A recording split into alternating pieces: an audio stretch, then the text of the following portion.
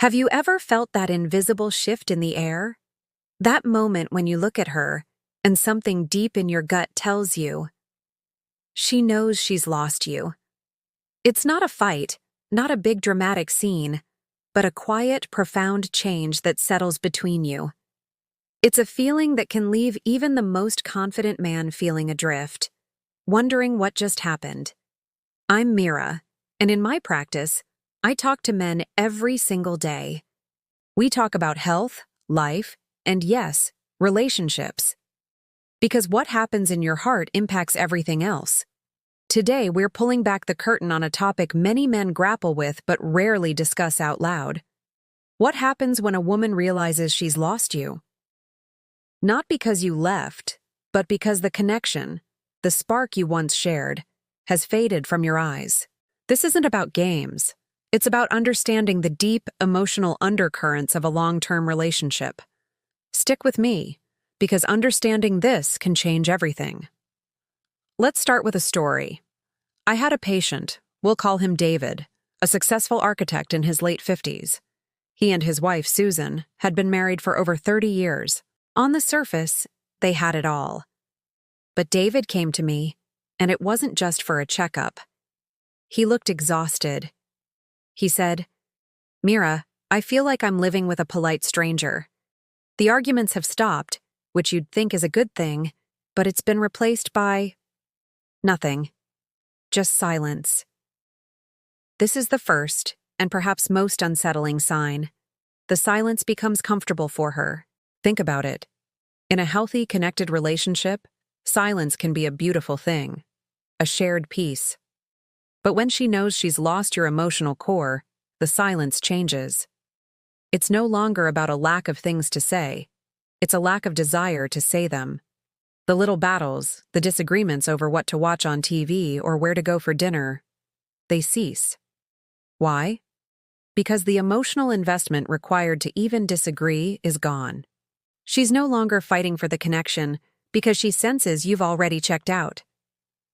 Have you ever experienced this eerie peace? Let me know in the comments. Type yes if this sounds familiar. This leads to the second major shift. She starts building a world without you in it. It's subtle at first. She picks up a new hobby, something she always wanted to do but never had the time for. She starts going out with her friends more often, planning trips you're not invited on, not out of malice, but because her life's blueprint is being redrawn, and you're no longer the co-architect. David told me Susan had joined a pottery class and a book club in the same month.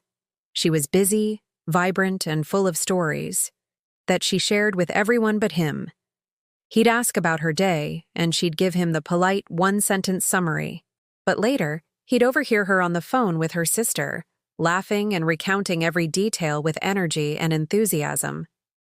It's a painful thing to witness, isn't it?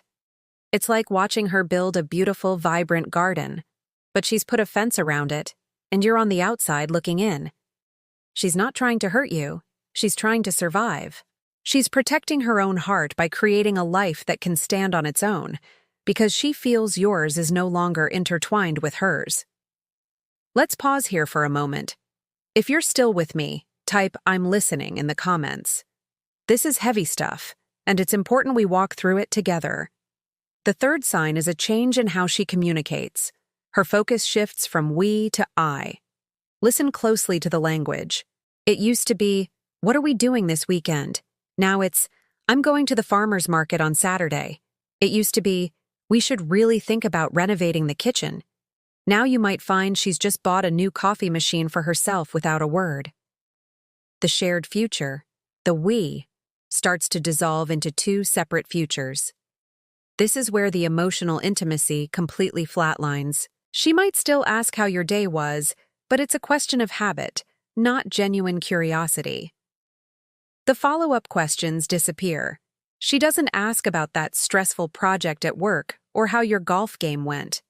The emotional labor of carrying your feelings, of being your primary confidant, becomes too heavy when she feels she's no longer yours.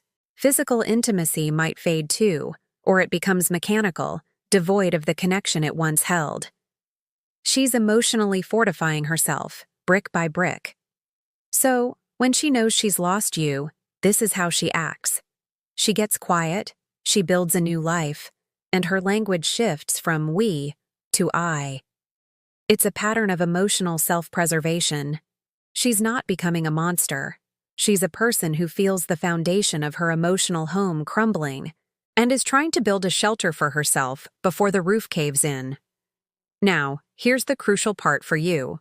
For the man over 50 who's seen it all and is now facing this quiet crisis, what do you do?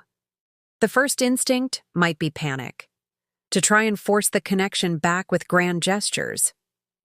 But this isn't about a grand gesture. It's about recognizing how you got here.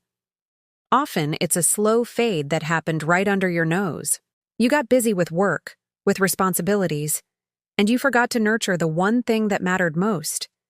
You stopped seeing her, really seeing her. The answer isn't to blame her for pulling away. The answer is to look inward. Ask yourself, when did I check out? When did I stop sharing my own world with her? When did I stop asking about hers with real interest? Here's the vision of success I want you to hold on to. It's not about turning back time.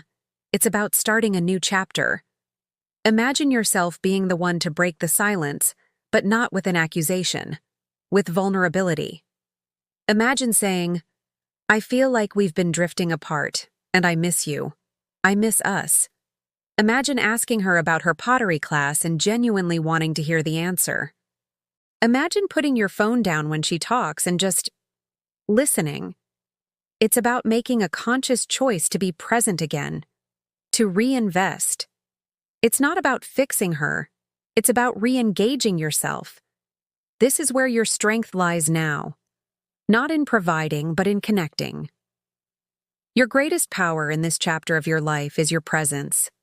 Understanding these signs isn't a death sentence for your relationship. It's a wake-up call. It's a map that shows you where the connection broke down, giving you a chance to rebuild it, stronger and more consciously than before. It won't be easy, and it takes two, but it has to start with one. Let that one be you. If this conversation resonated with you today, and you want to continue exploring how to build stronger, more fulfilling relationships after 50, hit that subscribe button. We're just getting started. Thanks for sharing your time with me.